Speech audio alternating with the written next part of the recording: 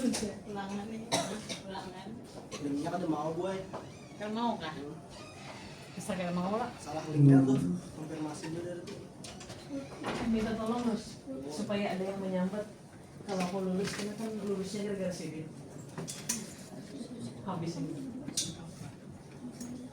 Aku direkomendasikan jadi reviewer buku untuk teks IPS 10 Merdeka. Kalau lulus, Iya. karena itu. Jam berapa bu? Tesnya sudah keren. Ini daftaran dulu.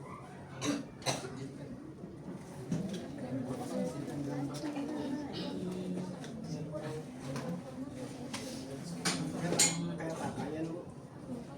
Kalian ya? SWL aja. Anu laser batu ginjal tapi orangnya ada akun sakit dia.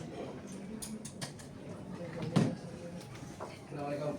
Waalaikumsalam. Ya. Makasih banyak Pak. Ya, Pak. Enggih, silakan Pak. Oke. Ya. Baik diapit dua perempuan. Wah, ada Bapak. Ada Bapak. Ini saya latihan di apit ya. Selain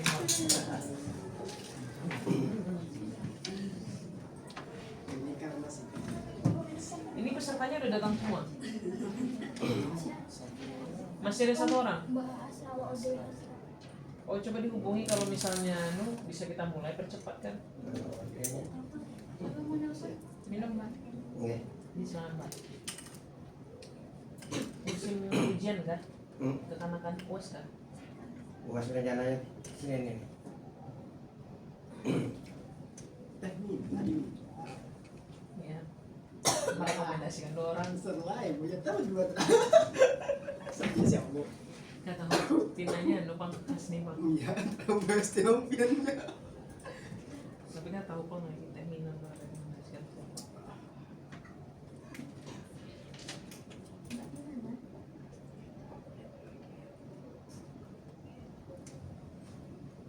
Gimana kemarin menyiapkan penilaian belum kan kemarin itu kalau nggak salah itu kan semuanya kan dosen. Kalau PPL dosen ya. Kalau itu pertemuan mengenai kan dan kita pun sudah menyatakan dengan ibu kan paling kan kita biasanya Pak memberikan rekomendasi apa gitu kan semua penilaian itu kan hak prerogatif daripada dosen yang bersangkutan. Paling kan ada Pak di ini biasanya di akhir bagian ini kan ada UKM PPG. Nah paling kan pas UKM PPG itu minta bantuan di karena paling mencocokkan Ya. karena itu perlu agak banyak dulu. Ini rasanya 1 hari itu maksimal 4 orang kan. Mekanismenya itu jadi ada mekanisme wawancara. Ya. Ini bikin ulang menunjukkan jadi ini anunya nih harus uasnya harus dalam bentuk seminar jadi kita nanya-nanya dia untuk masukan itu bagiannya kan Iya.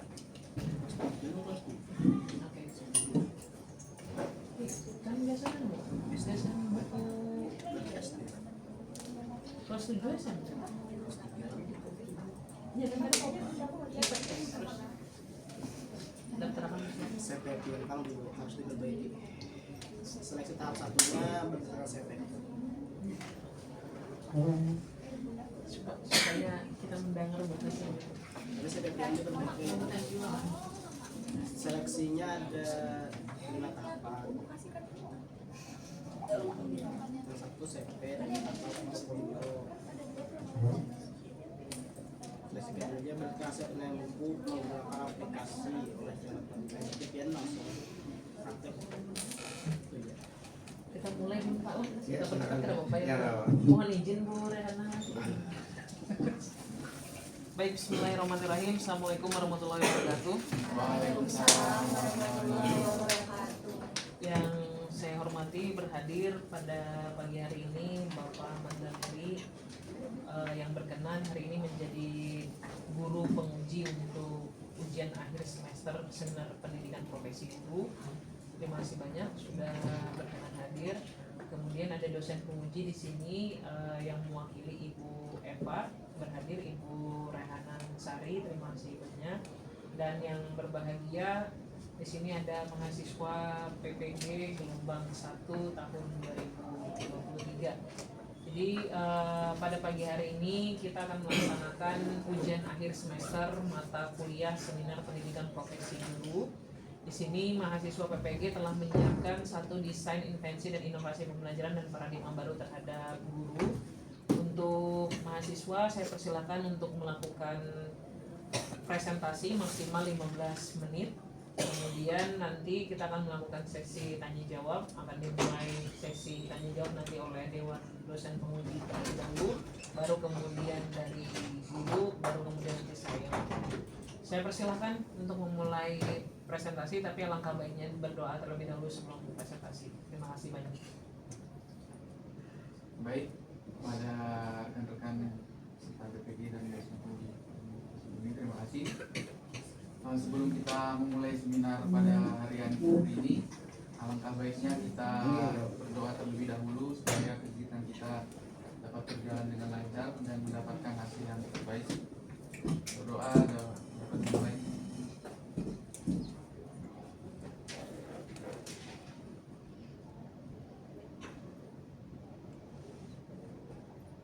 Berdoa dapat diakhiri. Baik, terima kasih atas waktunya Bu Mutiani. Di sini kami akan mempresentasikan terkait seminar pendidikan profesi guru yang mana membahas terkait desain invensi dan inovasi pembelajaran dan paradigma baru terhadap guru.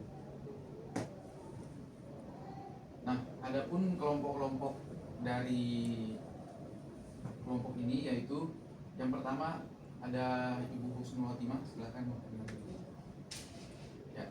Kemudian ada Muhammad Arif Rifki, kemudian ada Muhammad Fadil Rifani, saya sendiri, kemudian ada Ibu Mutiari Umairoh, Nur Kasih Mawati, ada Rizky Amelia, ada Serina Bella Arianti, Ulfa Fauzia, Pitaloka Mawadah, Ibu Waode Asra, dan terakhir Ibu Juliana.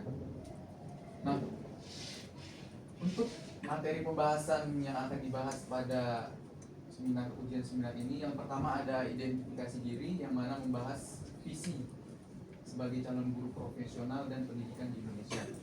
Kemudian pada poin 2 ada pengalaman belajar bermakna yang mana ini berisi mata kuliah selektif yang sudah kami pilih dari selama menempuh PPG dari semester 1 dan semester 2. Kemudian ada penyusunan desain pembelajaran yang mana ini terkait desain inovasi pembelajaran berdasarkan dari mata kuliah yang sudah kami pilih sebelumnya. Dan terakhir ada refleksi pengalaman belajar selama PPG yang mana berisi pandangan paradigma baru terhadap makna guru. Langsung saja kita masuk ke materi pembahasan yang pertama, yaitu identifikasi diri yang mana membahas terkait visi terhadap pendidikan calon guru dan apa yang harus dilakukan untuk mencapai visi tersebut. Silahkan kepada rekan Bu Vita untuk menjelaskan visi terhadap pendidikan Indonesia. Iya. Terima kasih untuk waktunya. Saya akan mulai dari visi terhadap pendidikan Indonesia, yaitu menjadi lembaga pendidikan yang memberikan kesempatan yang setara dan aksesibilitas bagi semua siswa tanpa memandang latar belakang sosial, ekonomi, atau budaya, serta berfokus pada pengembangan dan pemahaman siswa dengan berlandaskan Pancasila untuk menciptakan generasi yang kreatif, kritis, dan mampu mengaplikasikan pengetahuannya dalam kehidupan sehari-hari. Baik, berikutnya itu visi sebagai calon guru. Nah, di sana yang pertama, guru menciptakan lingkungan belajar yang aman, nyaman, dan terpusat terhadap peserta didik. Visi yang kedua, berkomitmen untuk mendorong keterlibatan aktif peserta didik dalam proses belajar. Yang ketiga, mengadopsi model, metode, dan pendekatan yang bervariatif. Dan yang terakhir, visi tersebut guru perlu berkolaborasi dengan sesama pendidik, orang tua, dan komunitas. Ya, saya akan melanjutkan terkait apa yang harus dilakukan untuk mencapai visi tersebut. Nah, jadi di sini kami membagi jadi 4 poin, yang mana pada poin pertama yaitu pembelajaran terhadap calon guru agar dapat terus berkembang. Nah, salah satunya adalah mengikuti kegiatan profesi ini. Kemudian kita kan juga sebagai sudah menerapkan istilahnya ada lifelong learning, jadi pembelajaran sepanjang hayat. Jadi untuk mencapai visi ini, sebagai calon guru harus terus untuk belajar dan berinovasi. Kemudian ada perencanaan, yang mana dengan menyiapkan segala instrumen yang diperlukan. Nah, dalam pembelajaran yang sudah kita lakukan, tentu saja kita perlu merencanakan apa visi kita ke depannya, apa yang harus kita lakukan untuk mencapai visi terhadap pendidikan dan terhadap calon guru ini. Nah, kemudian ada penerapan. Setelah kita melakukan perencanaan yang matang, kemudian pembelajaran, maka penerapan dari visi yang telah dipelajari dan direncanakan itu sangat penting, karena sebagai bentuk manifestasi dari apa yang sudah visi dan visi pendidikan dan visi guru yang sudah kita rencanakan sebelumnya. Kemudian ada pengulangan sebagai bentuk evaluasi atau refleksi, yang mana terhadap yang telah dikerjakan sebelumnya dalam bentuk refleksi seperti itu. Kemudian langkah nyata yang dapat dilakukan. Yang pertama, silakan Ibu Yuli yang menjelaskan. Oke, yang pertama menempuh pendidikan dan pelatihan untuk mendalami ilmu pendidikan dan manajemen serta memilih program yang mendukung pengembangan kurikulum inklusif dan metode pengajaran kreatif. Nah, pengembangan kurikulum inklusif ini bertujuan untuk memenuhi kebutuhan siswa tanpa memandang perbedaan kemampuan maupun latar belakang dari peserta didik itu sendiri. Sedangkan metode pengajaran kreatif ini contohnya adalah pembelajaran berbasis proyek, di mana siswa bekerja sama dalam suatu kelompok untuk menyelesaikan suatu proyek nyata. Kemudian penggunaan media dan teknologi pembelajaran seperti video ataupun aplikasi yang mendukung pembelajaran yang interaktif. Selanjutnya nomor 2 yaitu mendukung program pelatihan guru yang fokus pada peningkatan keterampilan pengajaran, pemahaman keberagaman. Nah, ini merujuk pada kemampuan dan kesadaran guru untuk mengenali dan menghargai berbagai keragaman peserta didik di dalam kelas. Nah, keberagaman ini mencakup berbagai aspek seperti budaya, agama, etnis, gender, kemampuan fisik dan mental, serta latar belakang sosial ekonomi. Kemudian yang terakhir itu mengembangkan penerapan solusi teknologi pendidikan untuk meningkatkan akses dan kualitas pendidikan. Nah, ini bertujuan untuk membuat pendidikan menjadi lebih efektif, menarik, dan dapat diakses oleh semua peserta didik.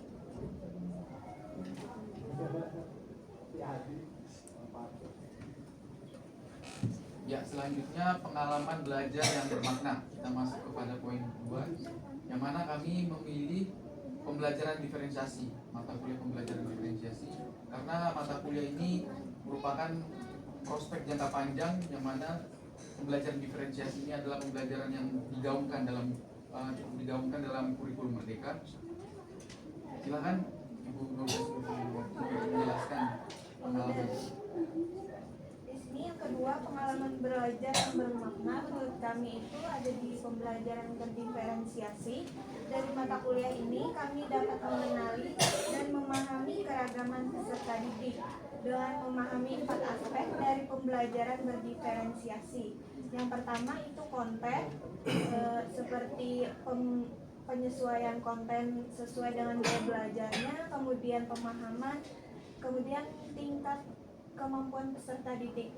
Yang kedua itu ada proses. Di sini di dalam proses itu ada pembagian dari metode dan juga strategi pembelajarannya. Kemudian di produk itu berupa hasil belajar peserta didik, bisa berupa presentasi maupun hasil karyanya. Kemudian yang keempat itu lingkungan belajar. Jadi lingkungan belajarnya disesuaikan dengan peserta didik tadi. Pada akhirnya kami mampu mengevaluasi terkait apa yang telah dipelajari terkait pembelajaran berdiferensiasi sehingga mampu mengimplementasikan ke dalam ruang kelas.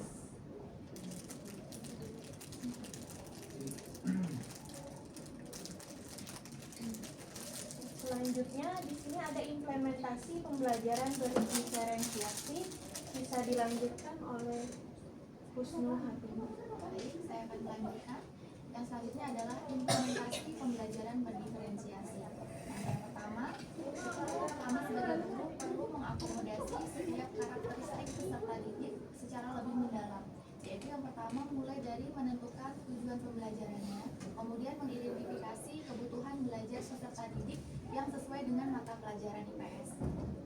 Kemudian kita juga akan menerapkan strategi berdiferensiasi pada proses pembelajaran, kemudian merancang dan mengimplementasikan modul dan penilaian berkelanjutan atau evaluasi mengenai pembelajaran berdiferensiasi. Kemudian yang selanjutnya, dalam membuat sebuah modul ajar, kami juga perlu mempelajari langkah-langkah dengan memetakan karakteristik peserta didik.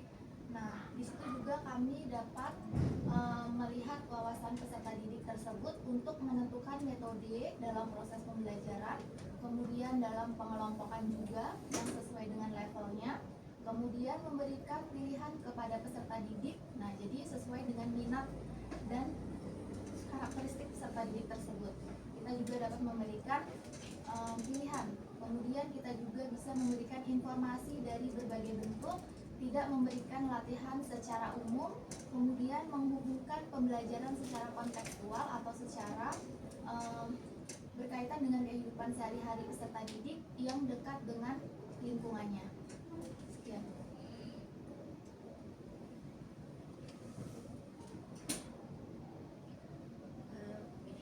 Oke, selanjutnya desain invensi atau inovasi pembelajaran yang kami pilih itu Bu Pak berdasarkan mata kuliah yang sudah kami pilih, yaitu kami memilih pembelajaran berdiferensiasi dengan menggunakan aplikasi Canva.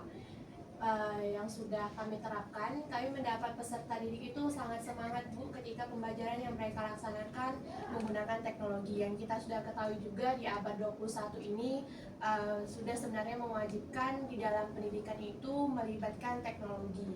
Nah, di dalam pelaksanaannya juga kami juga mendapat beberapa kendala dan hambatan seperti mungkin sarana dan prasarana sekolah yang sedikit terbatas. Kalau dari pengalaman saya sendiri di SMP 27 Banjarmasin sebenarnya sudah cukup baik sarana dan prasarananya, karena sudah ada proyektor walaupun tidak di setiap kelas, tetapi kami diberikan kebebasan untuk menggunakan proyektor itu.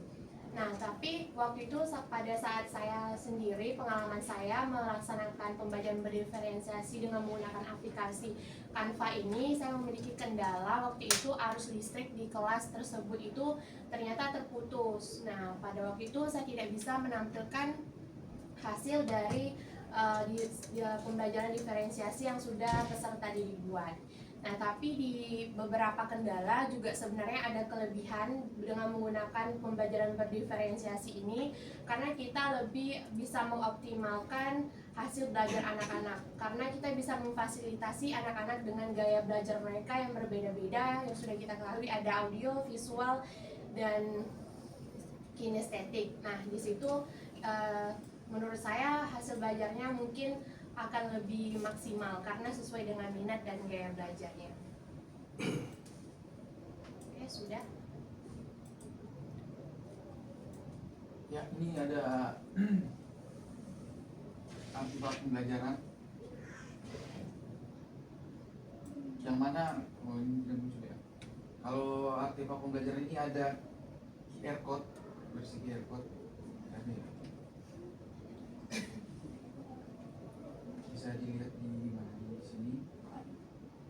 Oh, download PDF aja. Download PDF ya kemarin.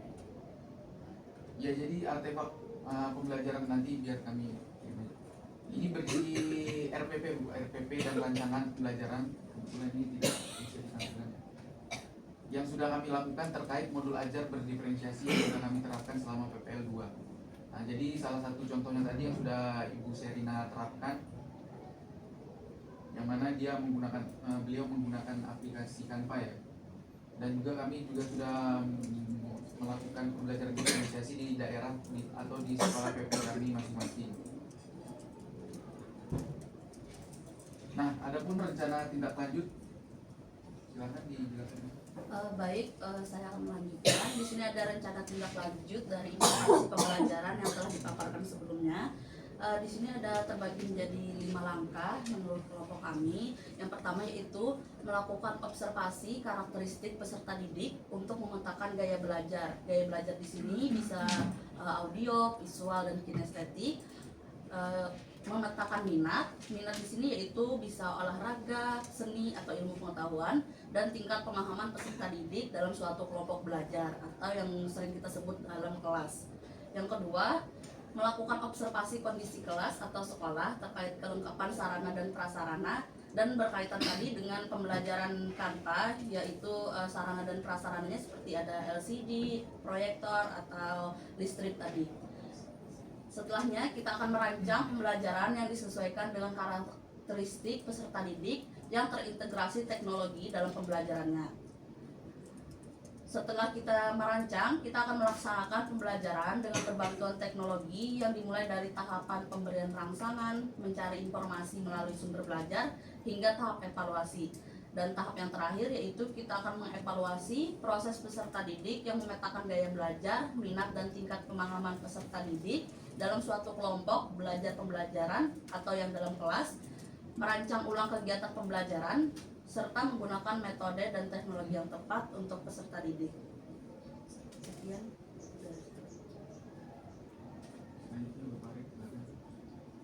Ya, selanjutnya ada refleksi pengalaman selama PPG, yaitu paradigma tentang guru. Yang pertama ada sebelum mengikuti perkuliahan PPG, di mana guru hanya seorang tenaga pengajar yang hanya mengajar, yang selalu mengikuti standar kurikulum dan berdasarkan materi yang telah disesuaikan oleh pemerintah saja. Guru hanya mengajar secara teknis di sekolah dan hanya menilai secara akademik yang menurut siswa harus bisa dalam segala hal berdasarkan standar sendiri. Seperti yang sudah kita ketahui, saya sendiri dari SMA itu kurikulum 2013 selalu waktu perkuliahan PPL 1 PPL 2 juga kurikulum 2013, di mana di situ belum adanya pembelajaran berdiferensiasi, sehingga pada waktu melaksanakan PPL itu rekan saya itu melihat bahwa dalam pengerjaan asesmen itu bisa meratakan. Berbeda pada saat dalam kami mengikuti setelah mengikuti PPG ini ada perubahan paradigma kami tentang melakukan pembelajaran. Mungkin selanjutnya dilanjutkan oleh Ibu Mutan. Baik, setelah kami melakukan perkuliahan selama PPG, paradigma kami tentang guru menjadi berubah. Kami sebagai guru seharusnya memiliki tanggung jawab sebagai agen perubahan dan fasilitator dalam pembelajaran yang memberikan motivasi dukungan agar peserta didik memiliki kepercayaan diri akan kemampuan yang dimilikinya. Nah, itu sesuai dengan abad 21 yang dimana guru harus bersifat terbuka, baik itu dengan perkembangan teknologi, menerima nilai-nilai baru, serta perubahan zaman untuk menyempurnakan pembelajaran dengan cara terus berinovasi dan memperbaiki kualitas pembelajaran secara berkelanjutan. Sekian.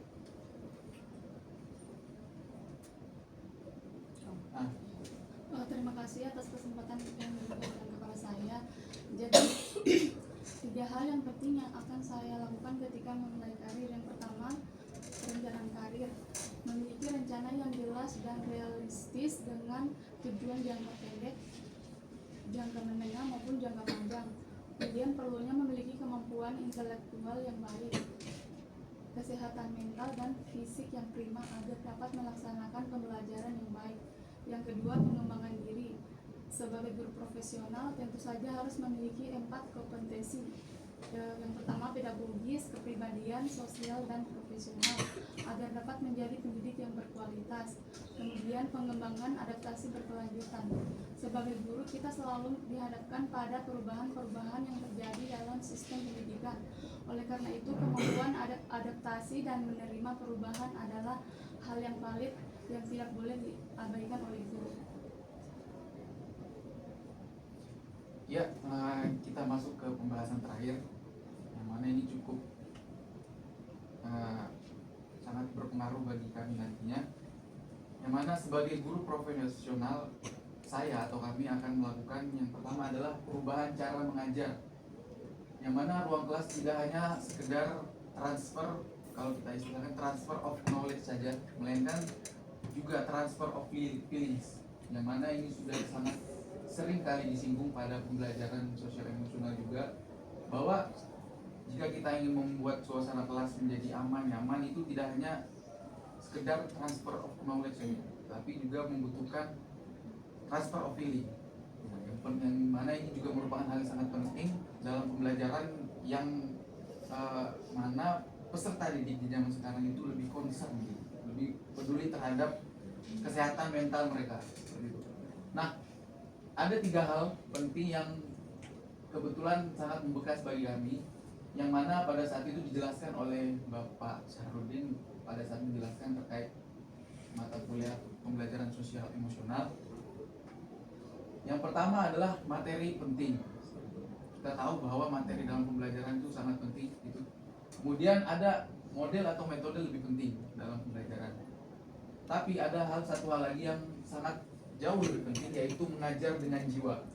Sangat jauh lebih penting karena kita mengetahui bahwa terkadang para pendidik itu lebih memfokuskan pada 2 hal saja, materi, kemudian ada model bagaimana. Tapi terkadang kita lupa bahwa mengajar dengan jiwa itu sangat jauh lebih penting, karena hal itulah yang akan membuat suasana kelas dan lingkungan belajar itu akan jadi lebih hidup seperti itu.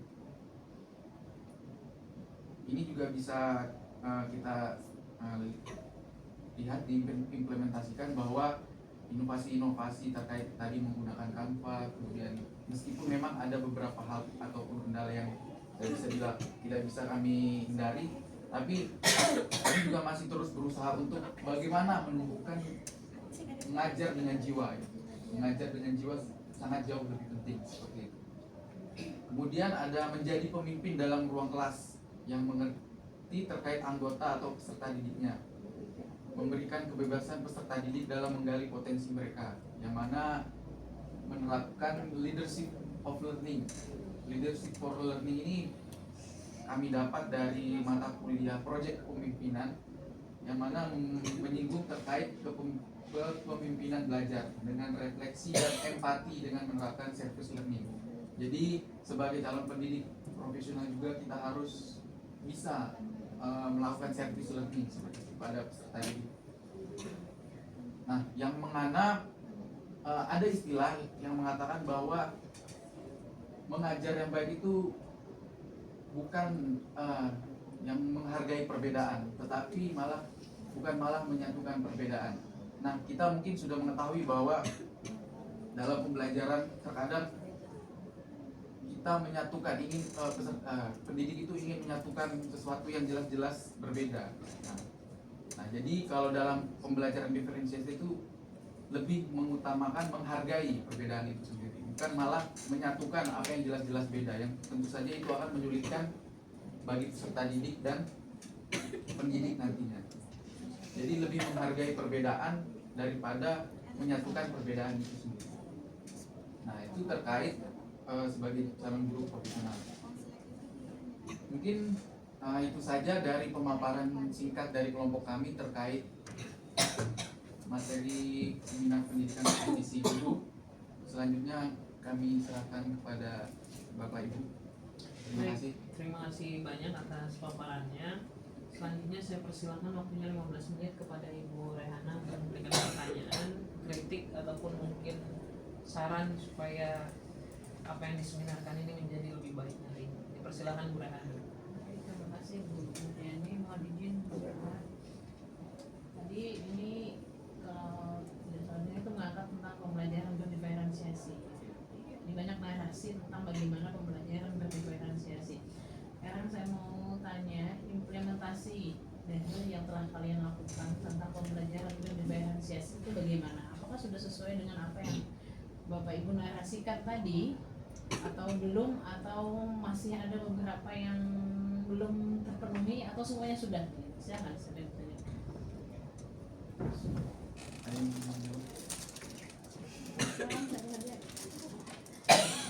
Silakan.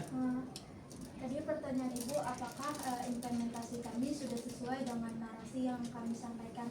Nah, jadi di sini kan dalam mengimplementasikan pembelajaran berdiferensiasi ini seperti yang kita katakan ada 4 aspek.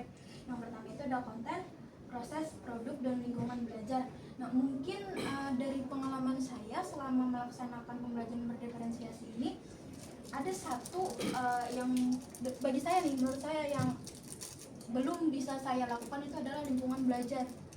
Nah, kenapa lingkungan belajar? Karena ketika saya mengajar itu dua kali pertemuan di dalam 1 minggu itu saya ada di jam terakhir pembelajaran. Jadi untuk keluar kelas atau ya di lingkungan belajar lagi itu agak susah karena mungkin karena sudah oleh anak-anaknya sendiri sudah mulai kelelahan dan segala macam. Dan itu pun untuk diferensiasi kontennya pun harus sesederhana mungkin, Bu. Jadi penjelasan tentang materi yang disampaikan pun harus seringan mungkin. Terus juga di sana untuk anak-anak kinestetik pun yang cukup aktif dan semakin aktif di pembelajaran terakhir itu yang saya lakukan untuk menginisiasi agar mereka belajar dengan tertib itu adalah kemarin itu saya membuat project di mana anak-anak kinestetik itu diarahkan untuk membuat peta konsep dengan menempel-nempel di kertas. Jadi seperti itu. Jadi lebih kepada diferensiasi lingkungan ya. Selebihnya 3 lainnya konten, habis itu apa lagi? Proses, produk, terlaksana dengan baik. Bisa terlaksana ya. Oke, yang lain bagaimana? Saya izin menambahkan Bu, waktu saya melakukan praktek pembelajaran berdiferensiasi sendiri menggunakan Canva itu saya melakukan diferensiasi proses Bu. Jadi ada yang ceramah, terus saya juga ada menampilkan video pembelajaran untuk anak yang visual dan auditory. Nah, terus di bagian produknya juga saya berdiferensiasi Bu dari Canva. Anak kinestetik itu saya minta untuk mereka role play Bu buat video, terus nanti diedit di Canva. Terus kalau untuk anak yang audio, mereka saya minta buat peta konsep, jadi inti-intinya aja, jadi nanti mereka menjelaskan. Nah, yang visual mereka menyusun gambar juga Bu di Canva. Kalau dari lingkungan sendiri juga sudah saya lakukan kemarin Bu, jadi untuk anak-anak yang tidak role play itu mereka di dalam kelas, mereka yang role play itu bisa keluar kelas. Misalnya mereka mau acting kemarin itu tentang kesetaraan gender kemarin. Jadi keempatnya bisa terlaksana ya. Cuman kalau kendalanya itu kurang waktu sih Bu, jadi tidak bisa mungkin 1 pertemuan gitu, jadi mungkin dijadikan 2 pertemuan seperti itu. Jadi tidak bisa habis 1 pertemuan ya. Tapi ada yang bisa habis? Ya. Ada? Adil habis? Ada yang habis 1 pertemuan? 1 pertemuan. Untuk pertemuan tuh biasanya itu Bu cuma sampai kayak bikin PPT gitu aja sih. Kalau yang kayak kinestetiknya PPT mendengarkan gitu ya. Bisa satunya lagi ya dengan audio, satunya lagi mereka keluar kelas begitu. yang kalau misalnya di kelas saya itu Bu, yang kinestetik itu mereka ngolah videonya itu di rumah, jadi nanti dikirimkan ke saya. Tapi tidak sampai Iya, habis tidak itu sampai 1 habis. pertemuan ya. Iya, hanya yang produk kayak PowerPoint sama infografis aja yang bisa. Sebetulnya kalau tanpa menggunakan teknologi bisa selesai. Iya sih Bu. Dengan membuat apa? Saya dengan mereka tuh membuat peta konsep cuma menggunakan kertas manila. Iya. Jadi materinya tuh sudah disediakan, terus tuh saya potong, kemudian mereka menyesuaikan dengan materi yang ada di buku. Nah, jadi itu kan salah satu contoh diferensiasi produk dengan melatih literasi mereka sambil mencari Bisa informasi. selesai 1 hari ya. Bisa. Jadi kendalanya tadi seperti penerapan diferensiasi lingkungan. Kita tata letak juga masuk diferensiasi lingkungan ya. Misalkan tadi kata Ibu siapa tadi? Yuliana. Oh, Yuli. Saya agak kurang sedikit nih. Oh, karena bulan tanggal 2 suka kayak gitu. Bang, kita tidak tuli lagi. Tanggal 1 cerah. Ya, kata Ibu Yuli tadi, misalkan apa diferensiasi lingkungannya yang susah ya. Sebenarnya kita bahas tata letak aja kan ya, misalkan rumah jadi gua atau jadi lesehan atau apa gitu. Ya. satu slide yang disampaikan oleh Ibu. Siapa lagi namanya? Siapa namanya? Serina. Betul ya, nggak salah ya? Serina tanpa munam. Tanpa petualangan. Tadi ada slide-nya tadi mereka bisa memilih katanya dari mana. Oke, ini ya. Soalnya juga ada Fadil ya. Sebelumnya Bahwa mereka tadi katanya bisa memilih ya ini ya. Siswa dapat memberikan pilihan itu seperti apa, bisa digambarkan nggak? Dijelaskan gitu, maksudnya siswa itu memilih apa gitu. Oke, jadi pada saat izin menjawab ya Ibu, pada saat saya memberikan tugas LKPD, nah di situ ada kemarin itu saya berikan kasus karena model pembelajarannya itu PBL, kemudian saya memberikan pilihan kepada peserta didik untuk mendesain jawabannya itu sesuai dengan minat mereka masing-masing. Ada dalam bentuk infografis, video pembelajaran, podcast atau yang lainnya. Ya, ada terjadi ketimpangan nggak? Misal yang memilih podcast itu dari 30 siswa 29 satunya yang lain karena Anda memberikan pilihan. Jadi bukan kemarin dikatakan. ya. Oke, jadi kemarin itu sesuai dengan minat mereka, kebetulan mereka itu membuatnya dalam bentuk infografis dan dalam bentuk presentasi. Untuk podcast dan video pembelajarannya mereka belum membuat. Mungkin karena memang terkendala dengan jam pelajarannya sendiri. Kemarin itu 2 jam pelajaran, saya memberikan LKPD-nya, tapi syukur saja selesai seperti itu sampai mereka mempresentasikannya. Oke, sekarang yang mereka tadi pilih, apakah sudah sesuai dengan minat mereka yang kalian petakan? Nih siapa tahu kan dia waktu itu tidak mood ya, karena bestinya memilih itu dia ikut-ikutan kan memilih. Iya. Ada beberapa yang tidak sesuai Bu, soalnya kan mereka secara berkelompok dalam mengerjakannya, jadi sesuai dengan hasil diskusi kelompoknya mereka ingin membuat apa. Oke, sekarang Anda mau bagi kelompok berdasarkan apa? Membagi kelompok itu saya berdasarkan dengan yang pertama ada gaya belajarnya Bu. Gaya belajarnya apa aja? Itu ada yang visual, kinestetik dan audio. Saya mendapatkannya dari data-data dari. Berarti dia sudah satu klik dengan satu kelompok. Iya, tapi berbeda lagi. Nah, Bu, gimana seperti jawaban Anda tadi? itu. Tapi memang berbeda Bu. Berbeda maksudnya gimana? Meskipun seperti itu mungkin dalam pengerjaannya mereka keinginannya berbeda seperti itu. Seperti apa contohnya?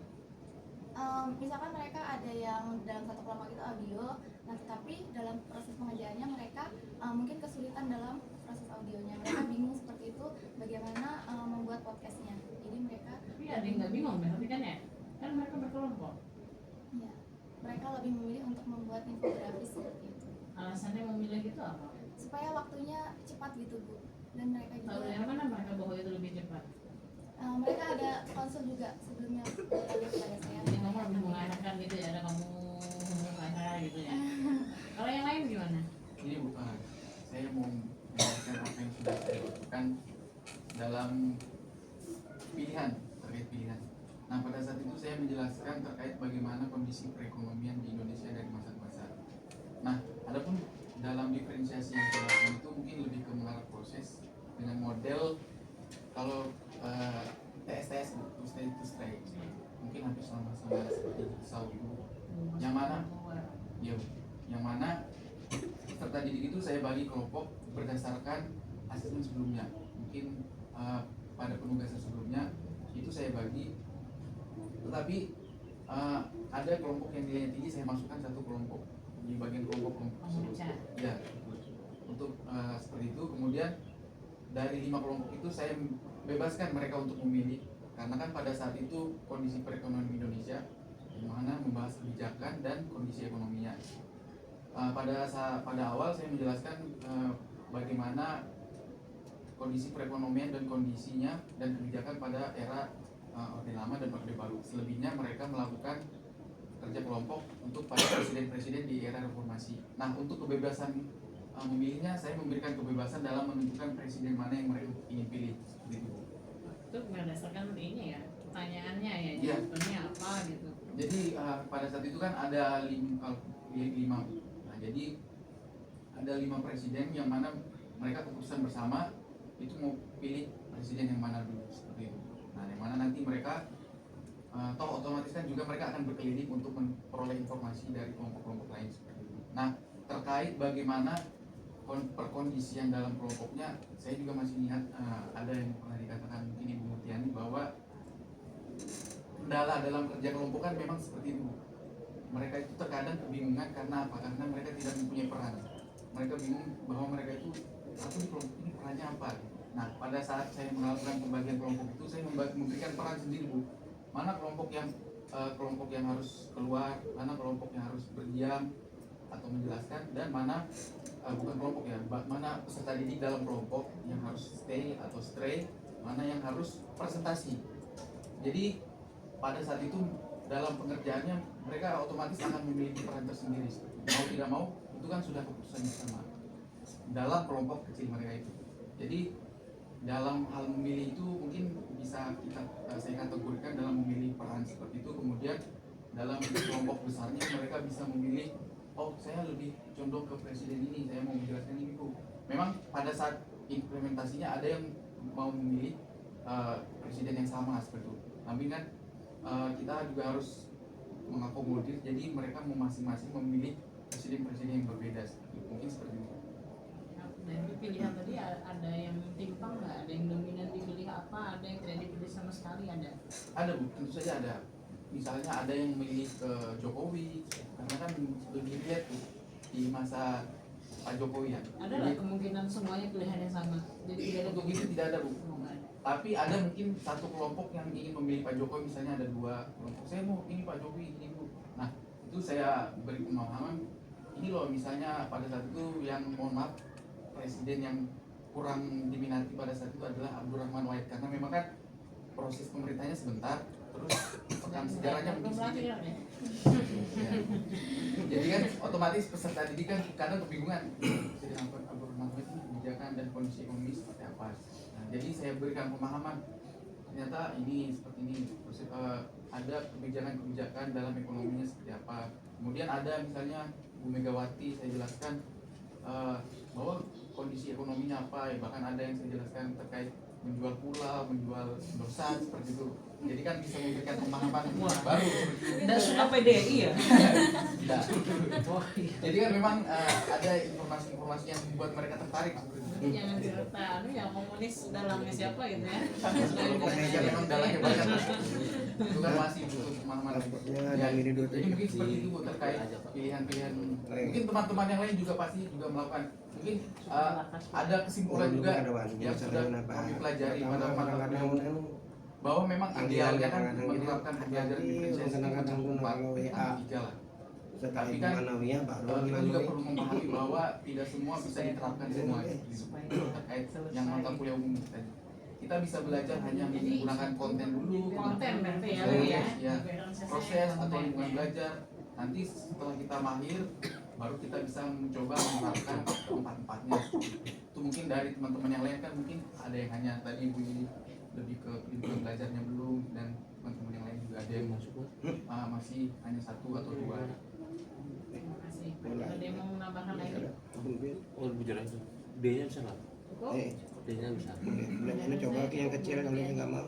Biasanya kemarin tuh ini. Baik, terima kasih banyak Bu Rehana. Tadi udah banyak pertanyaan ya, tajam menuju politik.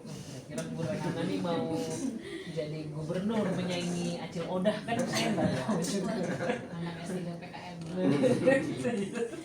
Baik, berikutnya saya persilakan kepada Bapak Ahmad Damiri untuk memberikan pertanyaan atau juga masukan kepada mahasiswa di sini sehingga mereka bisa lebih profesional Pak. Ini seperti ini. Dipersilakan Pak.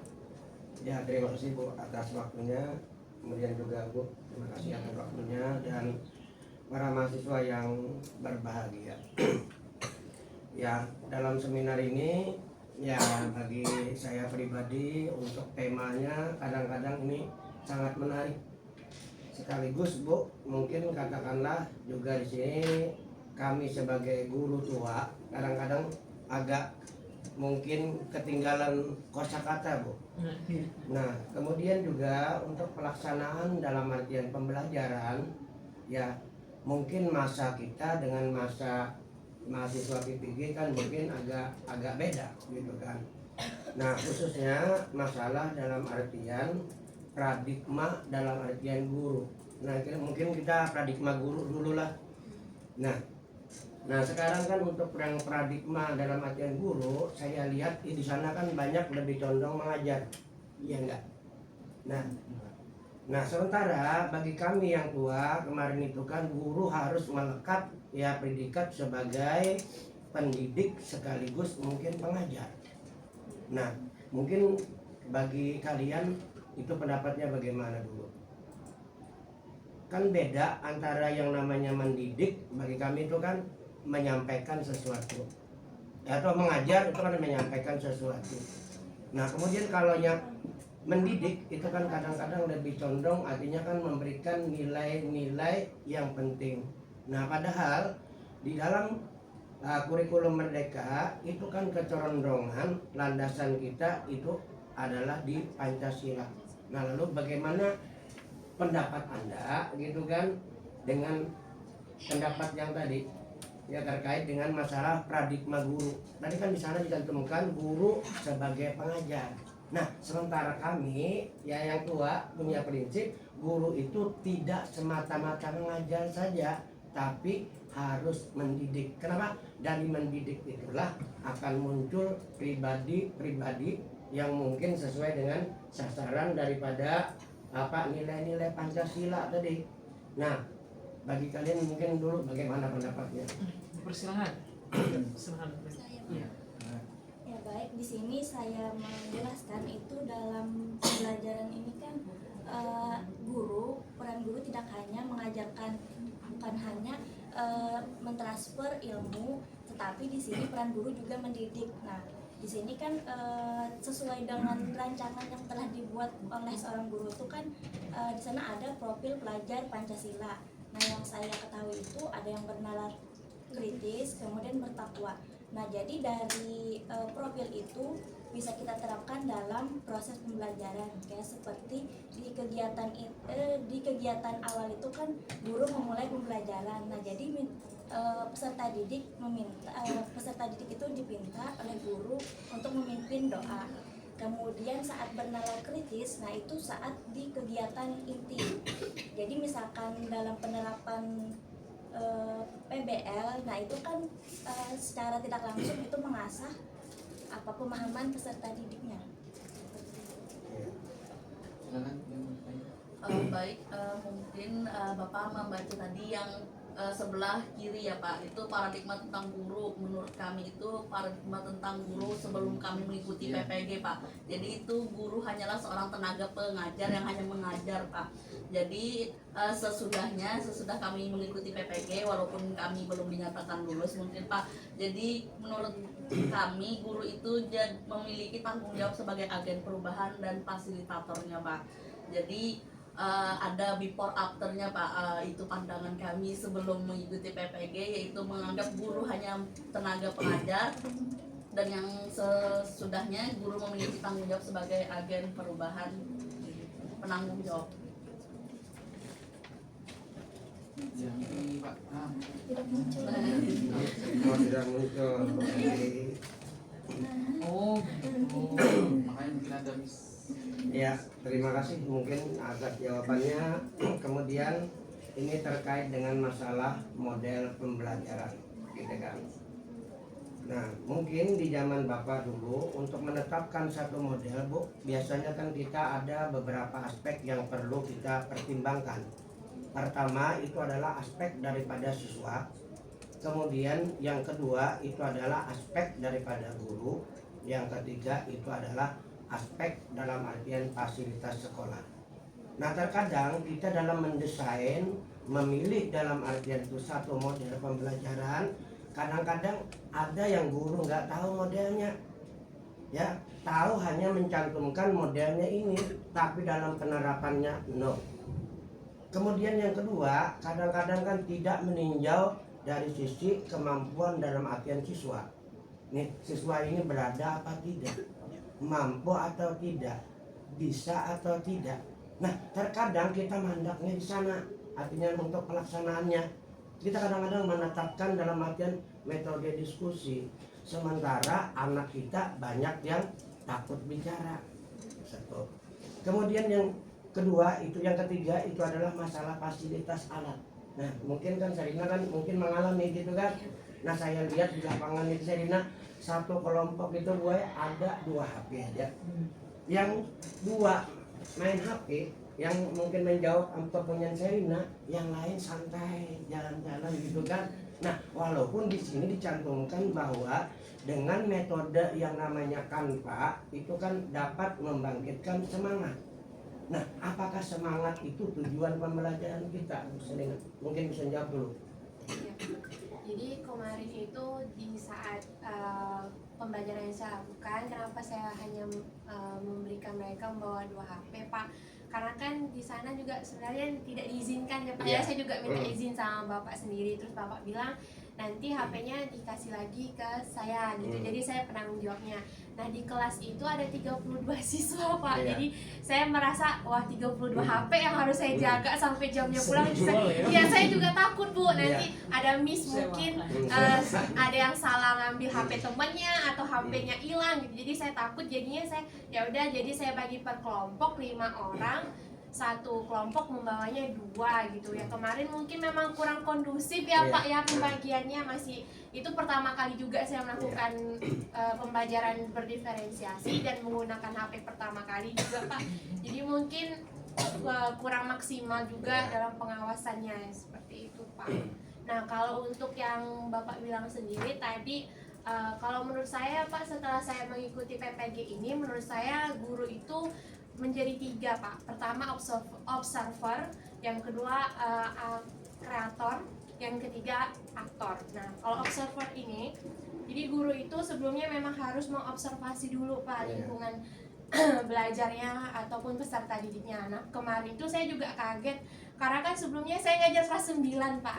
Terus tiba-tiba saya karena disuruh pindah ke kelas 7. Jadi saya juga belum memahami karakteristik peserta didik di kelas 7 karena waktunya juga tidak banyak. Jadi pada waktu pertama saya masuk di kelas 7, mereka juga sepertinya saya belum ada bonding sama peserta didiknya. Jadi waktu itu saya kurang bisa mengkondisikan kelas dan mereka juga tidak mau memperhatikan saya gitu Pak pas awal yang PBL. Nah akhirnya saya berpikir gimana nih caranya supaya saya bisa mengenali karakteristik peserta didik. Akhirnya saya minta untuk buat grup WhatsApp Pak, ketua kelasnya. Setelah itu saya kasih Google Form supaya saya tahu mereka nih mau belajarnya gayanya seperti apa. Nah setelah saya kasih Google Form, tapi yang mengisi cuma 16 orang juga Pak, tidak semuanya gitu. Jadi ya sudahlah, dari 32 siswa itu cuma 16 orang yang mengisi Google Form. Saya maksimalkan membaginya. Jadi jujur saja sebenarnya memang kurang maksimal Bu Pak waktu saya mengaplikasikan pembelajaran diferensiasi ini, karena juga saya belum mengenal karakteristik peserta didiknya, kurang dalam, terus juga saya mengalami keterbatasan waktu juga pada saat itu Pak. Nah kalau yang bagian kreatornya itu ya, kalau setelah saya mengenal nih 16 orang, saya tahu siapa yang belajarnya suka audio, visual, dan kinestetik, saya menyusun modul yang sesuai dengan minat dan gaya belajar mereka. Nah setelah itu saya menjadi aktor. Sebenarnya aktor itu kita bukan peran satu-satunya. Di aktor itu kita juga kita sudah pakai student center learning. Jadi peserta didik tuh pusat utamanya. Jadi saya cuma menjadi fasilitator. Makanya saya meminta mereka untuk membawa HP selain mereka meng-create Canva-nya. Mereka juga bisa mencari jawaban yang sumber lain, sumber internet selain buku gitu. Ya, kemudian terkait dengan masalah nilai, itu kan biasanya apapun yang kita lakukan dalam pembelajaran, intinya tujuannya itu kan terarah dengan hasil. Nah, apakah hasil dengan semangat tadi kan dengan model Canva, kemudian semangatnya ada tadi mungkin lebih daripada yang lain mungkin kan? Nah, apakah hasilnya gitu kan seimbang? Dari yang di awal tuh kan saya masuk pertama saya pakai PBL Pak, diskusi gitu. Waduh, kacau kelasnya Pak. Mereka saya sampai naikin nada suara sama mereka karena itu pertama kali saya juga masuk ke situ. Mereka tidak melaksanakan diskusi malah Pak, cuman menjawab satu kalimat saja seperti itu Pak.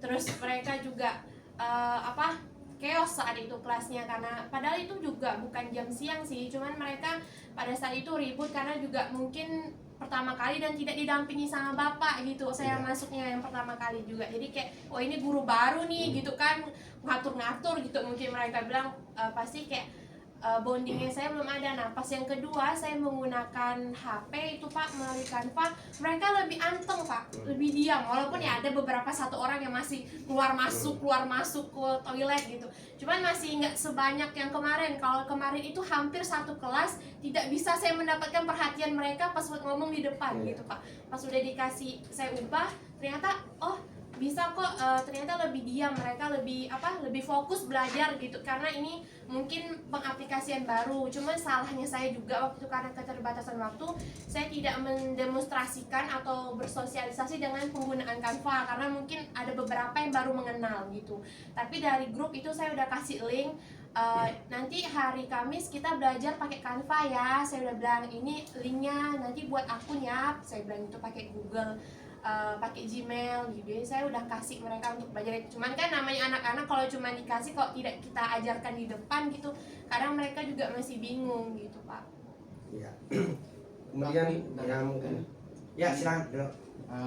Sebelum nanti Bapak Arik mau menjelaskan, ada satu pertanyaan tadi yang belum dijawab, mungkin terkait model-model yang kadang guru tidak tahu. Nah, memang ada sebuah kendala juga yang mana kadang pendidik itu kurang mengetahui mana yang model, mana yang metode, mana yang pendekatan, dan mana yang diskusinya. Jadi memang itu kan ada jelas perbedaan, dan memang kita sebagai pendidik juga harus banyak belajar lagi terkait perbedaan-perbedaan itu. Yang mana kalau kita membahas model kan tentu saja pasti ada sintak atau fase. Kalau misalnya ada pendekatan itu bagaimana cara kita menerapkan pendekatan, misalnya ada diferensiasi, kemudian ada CRT seperti itu. Nah itu mungkin yang juga menjadi bisa menjadi visi kami atau hal yang perlu kami pelajari juga untuk membedakan mana yang model, kemudian pendekatan, kemudian metode, strategi, dan segala macam. Ya mungkin itu terkait bagaimana sebagai calon pendidik untuk memang harus tahu membedakan yang mana model seperti itu ya Pak. Nah kemudian mungkin Arif mau menjawab terkait pengalaman beliau di sekolah dalam menerapkan belajar diferensiasi. Ya, terima kasih. Kalau pengalaman saya selama menerapkan pembelajaran berdiferensiasi ini, pertama saya ini kami PPL di SMP 1 Pak, SMP 1 Banjarmasin. Jadi seluruh siswanya itu boleh bawa HP, sudah ada HP. Jadi kalau saya pernah menerapkan kalau dia dikasih asesmennya itu dalam bentuk menulis kerja kelompok, itu malah yang ada pas cuma satu orang biasanya yang ngerjain.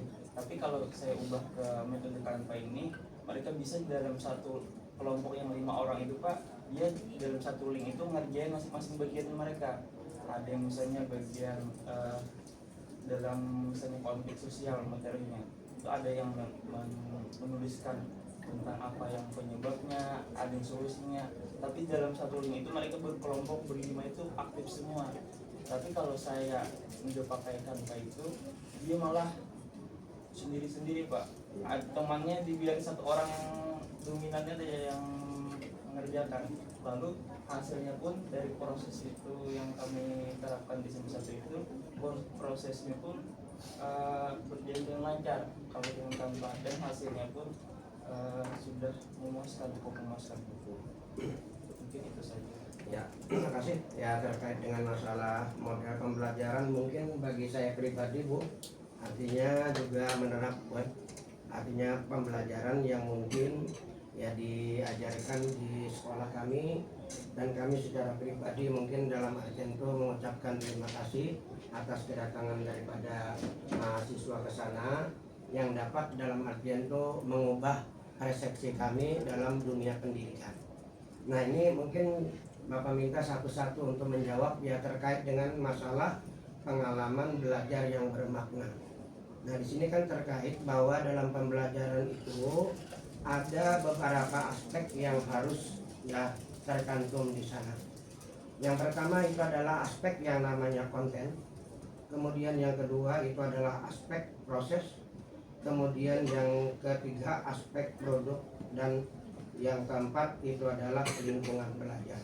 Nah di sini dalam artian mungkin saya tanya satu-satu, mungkin silakan kalian jawab.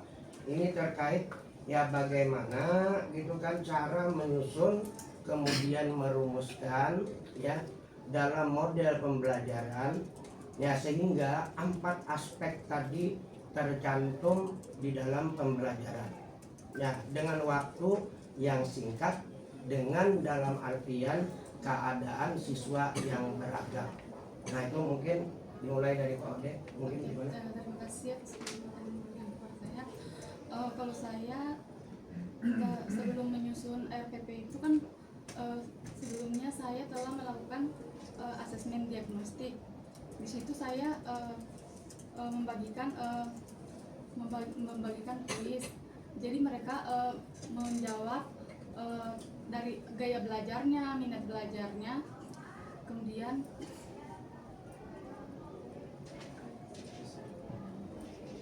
ya itu. Jadi sebelum menyusun RPP-nya itu, kalau dari diferensiasi proses itu, untuk yang audio saya memutarkan video mereka untuk menyimak materi. Kemudian kalau yang untuk visual mereka membaca dari buku pegangan masing-masing, dan yang untuk kinestetik yaitu mereka menyimak video yang saya putarkan di PPT.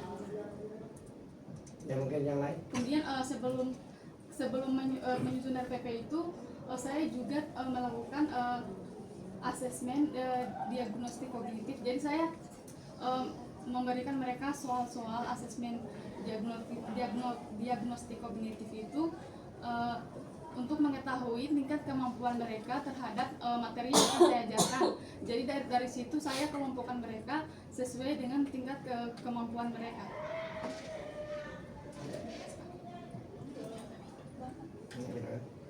Kalau saya itu menyusun RPP kan pertama sama seperti Bawa Ode, tapi saya itu bedanya di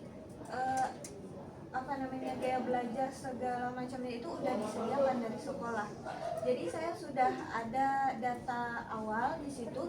Jadi saya cuman membuat di RPP-nya itu kontennya, misalnya kontennya disesuaikan dengan materi hari ini.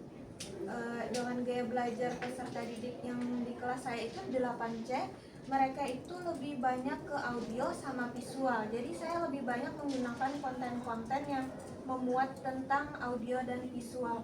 Untuk anak kinestetiknya itu sendiri di kelas saya itu cuma 1, Pak. Jadi saya tuh nggak terlalu terfokus ke sana, tapi saya tetap mengikuti ke sana. Anak yang kinestetik ini itu masuknya nanti di proses seperti metode atau model yang saya gunakan itu saya sesuaikan. Misalnya di pertemuan pertama saya menggunakan PBL. Nah di PBL itu lebih banyak fokus untuk ke anak audiovisual. Nah nanti di pertemuan kedua saya gunakan itu untuk anak kinestetik. Jadi anak kinestetik ini ada lagi prosesnya di situ, materi yang berbeda. Jadi ada beberapa pertemuan. Ada Tidak bisa 2 satu pertemuan. Enggak bisa. Enggak bisa. Memang gitu, Bu. Harus gitu. Enggak juga. Berkelanjutan. Logikanya harusnya berkelanjutan. Kan kadang-kadang kita ya pengalaman kita kadang-kadang itu kan tujuan tercapai, tapi penilaiannya yang kadang-kadang nggak sempat, Bu. Iya, harusnya simultan sih. Kalau dia tes formatif harus dalam satu waktu. Iya. Jadi enggak bisa loncat ke tahapan berikutnya karena tes formatif itu kan ujungnya itu kan untuk mencapai tujuan pembelajaran. Jadi ketika dia itu kelempar ke pertemuan berikutnya, berarti desain perencanaannya gagal. Jadi dikatakan kayak gitu. Berarti itu yang diperbaiki. Jadi siklus memperbaiki itu yang stimultan di dalam pembelajaran. Mungkin ada yang lain? Terkait mungkin waktu, Bu. Adakah yang lain? Ada. Kalau dari saya untuk penerapan keempat aspek dari pembelajaran berdiferensiasi itu saya belum menerapkan semuanya, Pak, karena saya hanya konten dan produk yang saya terapkan, kemudian proses untuk sama seperti yang tadi dikatakan untuk lingkungan belajar itu saya belum menerapkan karena untuk mereka keluar atau mengenal lingkungan sekitar tuh agak sulit, jadi saya hanya biasa terfokus ke konten. Dalam merencanakan pembelajaran itu kan seperti yang Bu Awode bilang, itu melakukan asesmen diagnostik. Saya melakukan asesmen diagnostik, kemudian saya di kelas saya mengajar di kelas 8C. Nah di situ anak-anak gaya belajarnya visual dan auditori. Nah jadi untuk yang kinestetik itu hanya beberapa saja Pak. Nah jadi saya lebih fokus ke auditori dan visual. Tapi anak-anak yang auditori dan visual itu saya tidak hanya memfokuskan mereka ke visual dan auditori. Ada kalanya saya membebaskan mereka, jika yang visual mau ke auditori silahkan, yang auditori mau ke visual saya persilahkan. Nah begitu juga yang kinestetik, harapannya biar mereka tidak hanya berfokus pada gaya belajar mereka saja. Jadi seperti itu Pak. Dari saya seperti itu. Ada lagi terkait model pembelajaran, menurut saya kemarin ini menurut saya sih Pak, ada satu model pembelajaran yang menurut saya mengcover semua belajar anak itu dari auditori, kinestetik sama visual. Kemarin saya menggunakan whispering game, cuman saya mengenalkannya ke anak-anak itu dengan sebutan bisik-bisik tangga. Jadi pembelajaran itu dilakukan anak-anak berbaris, dibagi menjadi 3 kelompok, berbaris ke belakang. Jadi anak yang paling belakang itu diberi clue, kemudian membisikkan ke anak yang di depan, dan yang anak yang paling depan terakhir di paling depan itu yang menjawab pertanyaannya itu Pak. Jadi menurut saya itu mengcover 3 gaya belajar anak, kemudian juga tingkat dari kemampuannya pun menurut saya cukup tercover Pak.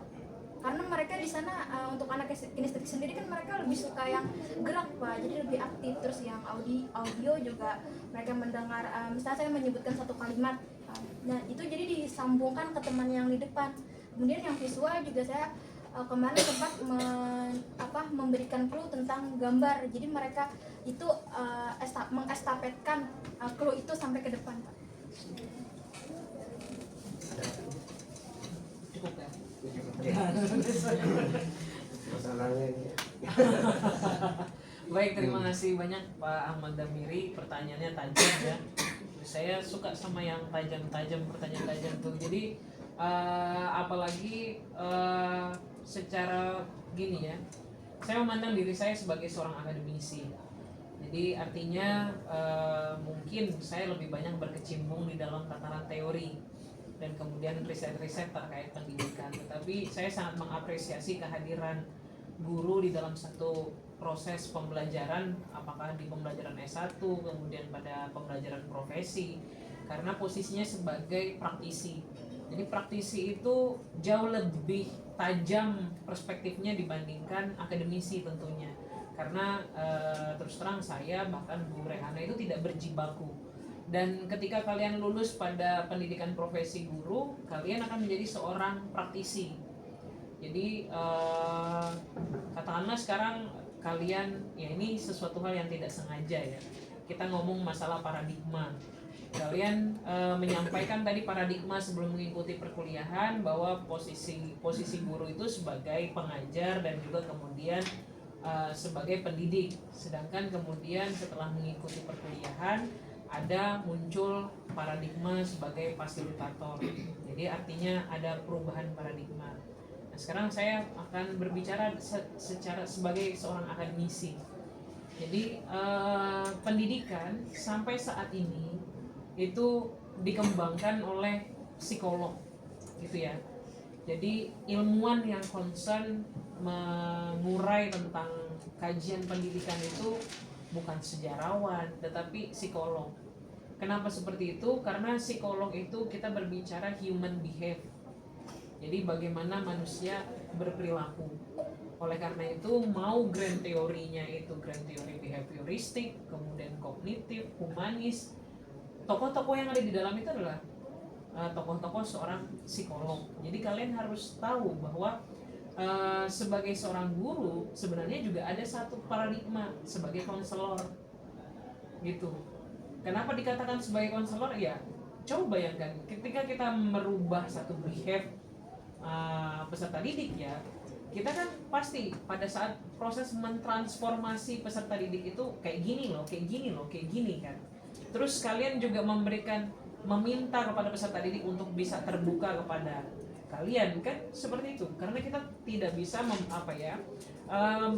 seharusnya menjadi seorang guru itu gap antar peserta didik dengan guru itu ada ruang yang harus dijembatani, dan saya rasa itu adalah satu perspektif kebaruan sebenarnya. Makanya yang digandrungi sekarang itu adalah perspektif pendidikan yang humanis. Mungkin jadi satu landasan filosofis kurikulum merdeka juga, merdeka belajar, walaupun tidak berarti benar-benar merdeka.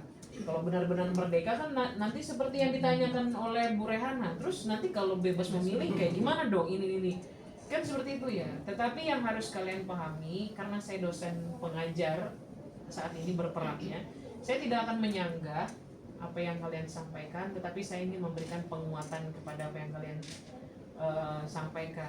Jadi proses pendidikan itu tidak bertumpu pada hasil, tapi pendidikan itu bertumpu pada proses. Nah, yang menjadi perbedaan cara pandang, ada orang yang berpandangan bahwa proses itu harus berubah dalam waktu yang pendek sehingga dia dapat hasil cepat. Tapi ada yang memerlukan proses yang panjang sehingga baru dia dapat hasil. Maka kita harus kembali kepada definisi pendidikan menurut Undang-Undang Nomor 20 Tahun 2003 yang setiap pembelajar itu, bahwa pendidikan itu adalah usaha sadar untuk merubah. Yang dirubahkan perilaku.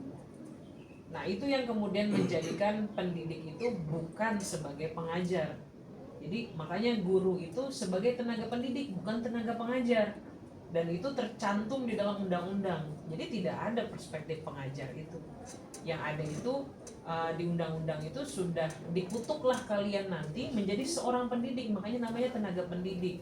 Dosen juga sama, tenaga pendidik. Jadi dia tidak menjadi tenaga pengajar. Makanya kita tuh mengenal ada tenaga kependidikan dan tenaga pendidikan. Jadi tidak ada istilah tenaga pengajar. Nah, itu yang harus saya berikan brainstorming kepada kalian. Nah, kemudian karena ini mau jadi guru profesional ini kan berat ya. Jadi sertifikat itu hanya bentuk legalitas secara formal bahwa saya profesional. Itu yang sekarang kalian perebutkan dan perjuangkan. Maka saya mengapresiasi apapun yang sudah kalian lalui dengan beratnya kehidupan selama 1 tahun terakhir, dengan derayan air mata yang saya tidak ketahui, ya kan, dengan drama yang saya kan tidak tahu, berarti jadi berikanlah saya waktu untuk mengapresiasi apa yang sudah kalian lakukan selama 1 tahun. Nah, artinya kalau kalian paham bahwa sertifikat itu adalah hanya bentuk formal, maka profesionalisme itu bentuknya adalah kinerja. Jadi profesionalisme sertifikat itu menghargai kinerja kalian, bahwa selama ini kalian berupaya menjadi guru profesional. Maka setelah sertifikat itu didapatkan, berkinerjalah layaknya seorang guru yang profesional gitu. Itu yang paling penting. Jangan pada saat ini kalian sudah mencoba diferensiasi proses, dicoba diferensiasi produk, enggak taunya setelah dapat sertifikat ditempatkan kembali ke paradigma yang lalu, hanya menjadi tenaga pengajar. Sedangkan tenaga pengajar itu tidak termaktub di dalam undang-undang. Adanya itu hanya tenaga pendidik. Kan mengerikan hal yang seperti itu. Nah, jadi mungkin itu bisa dijadikan ketika kalian nanti yudisium, tolong ingatlah proses ini. Jadi artinya menjadi seorang pendidik itu ya setiap hari belajar. Saya juga belajar. Sampai saat ini saya tidak bilang bahwa saya cara mengajarnya yang paling baik. At least cara berpakaiannya saya yang paling jelek dibandingkan dosen-dosen yang lain lah. Karena saya tidak suka kena aturan, makanya alhamdulillah saya nggak jadi guru. Kalau jadi guru agak pusing saya kan jadinya. Nah tapi ya bukan seperti itu ya esensinya. Tapi kalian harus paham bahwa sebenarnya untuk menjadi guru, makanya tadi disampaikan sedikit intermezzo. Kalau misalnya seperti ini gimana? Yang paling sering terjadi di dalam praktik pembelajaran itu harusnya tes formatif itu dilaksanakan. Jadi di kegiatan akhir itu kan ada tuh membuat simpulan, kemudian melakukan evaluasi, kemudian ada refleksi. Nah kecenderungan evaluasi ini bablas. Nah ini saya bisa sampaikan ini gagal. Jadi pembelajaran itu gagal. Terus kalau gagal, apakah saya gagal Bu? Enggak apa-apa, hidup kan harus gagal. Saya juga sering gagal hidup. Jadi tetapi ini dijadikan input untuk perbaikan yang akan datang. Nah mungkin saya mengoreksi, jadi ada beberapa sekolah tadi disampaikan juga di saya, kami sudah dapat datanya bahwa peserta didik dengan karakteristik yang seperti ini sudah ada datanya. Tapi ada yang harus melakukan proses penilaian dulu, habis itu input data dulu. Jadi setiap sekolah itu kan memiliki regulasi yang berbeda. Nah apapun yang terjadi, tapi saya sepakat dengan Pak Damiri tadi bahwa setidaknya tolong perhatikan apa potensi yang ada di sekolah, potensi sumber daya manusia, potensi fasilitas, potensi sarana prasarana, sehingga kalian itu tidak, saya tahu maksudnya untuk jadi guru profesional kan harus memanfaatkan teknologi ya. Tapi kalau sekolahnya tidak ada listrik ya mau kayak gimana? Nah teknologi itu definisi paling sederhana adalah segala sesuatu yang memudahkan manusia. Saya mengutip dari film Three Idiot. Artinya apa? Gelas itu adalah teknologi. Jadi jangan berpikir teknologi itu hanya internet. Kemudian ketika daun kalian kumpulkan terus kalian tempel jadi caption. Caption itu adalah teknologi.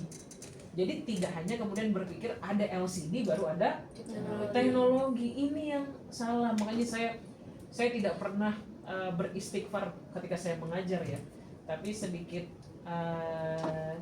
bercerita pengalaman ketika mengajar. Pada awal tahun kemarin itu kan kami dapat mahasiswa PPG dalam jabatan itu guru 3T. Saya tidak pernah percaya bahwa masih ada sekolah yang tidak ada listrik sama sekali. Nah, jadi itu hal-hal yang harus kalian pahami. Jadi ketika kemudian kita berbicara konteks teknologi, tolong hati-hati ya. Teknologi tidak hanya berarti ada LCD, ada laptop, tapi ketika kalian mendesain sesuatu, memudahkannya, kemudian bisa ditayangkan dalam bentuk hal sederhana, itu juga memanfaatkan teknologi. Jadi itu, dan terakhir yang saya koreksi dari juru saya tidak akan bertanya. Itu kalian tadi mencantumkan di PPT ini ada kata invensi, benar? Invensi atau inovasi. Nah, jadi itu yang saya koreksi. Iya benar ya. Jadi yang paling pertama tadi itu, karena saya menyampaikan itu ada kata invensi, iya kan? Desain invensi dan inovasi pembelajaran. Nah, jadi kata invensi, inovasi, discovery itu memiliki makna yang berbeda. Maka ketika menjadi seorang guru, apalagi guru IPS, kekuatan IPS itu mengajarkan konsep. Tapi konsep tanpa fakta itu juga percuma. Makanya tingkatan kalau kalian pahami di dalam buku teks itu yang dijabarkan itu adalah fakta. Tetapi yang diajarkan oleh guru itu adalah konsep. Karena kalian mau jadi guru, tolong agak hati-hati di dalam memilih satu konsep sehingga tidak terjadi kesalahan. Karena ketika terpampang seperti ini yang apalagi saya baca, itu sebenarnya saya langsung tadi 1 detik kayaknya desain, invensi dan inovasi, tapi 1 detik saya, karena itu tidak tepat karena dia tidak bisa disandingkan. Invensi, inovasi dan discovery itu 3 makna yang berbeda, apalagi menggunakan kata paradigma baru terhadap guru gitu. Jadi itu adalah diksi-diksi yang menurut saya kurang tepat, tapi ini kan bukan ujian skripsi dan ya balik lagi kan akademisinya keluar. Jadi saya rasa itu saja. Sekali lagi saya ucapkan selamat. Kita berakhir pukul 10.00 Berarti sebenarnya kalian orang-orang yang banyak rezekinya karena diberikan masukan lebih 15 menit. Saya rasa itu saja dari saya. Dengan mengucapkan hamdalah saya tutup ujian akhir semester mata kuliah Seminar Pendidikan Profesi Guru dengan mengucapkan hamdalah. Kita bisa foto-foto Pak Dimas? Iya.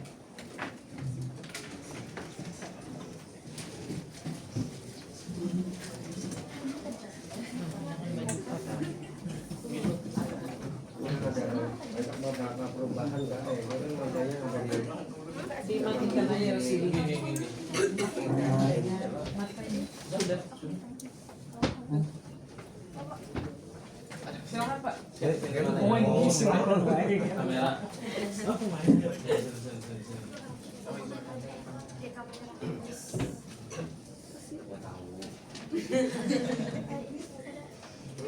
Pakai ya yo.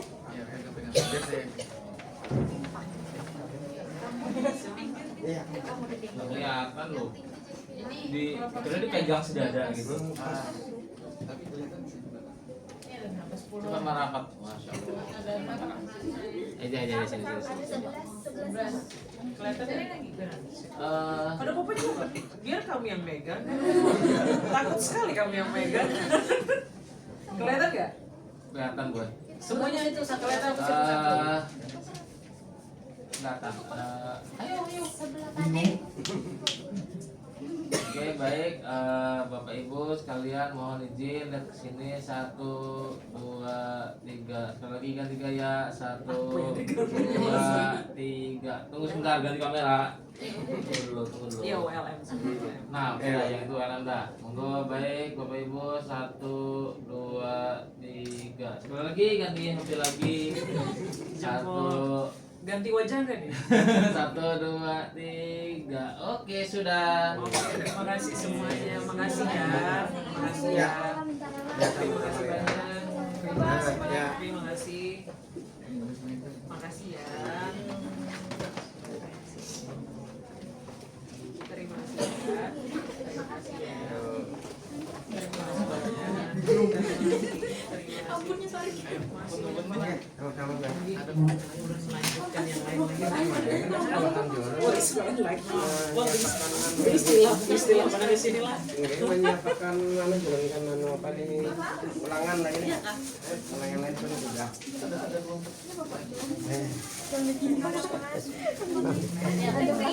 Pin bertahan nggak?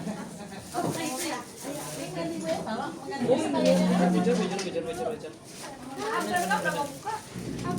Pak, makasih banyak Pak. Sekali lagi makasih banyak Ulun. Jangan jarak. Sama Pak. Masih anu rumah pemano anu jadi jangan. Iya. Mohon maaf, merepotkan kan.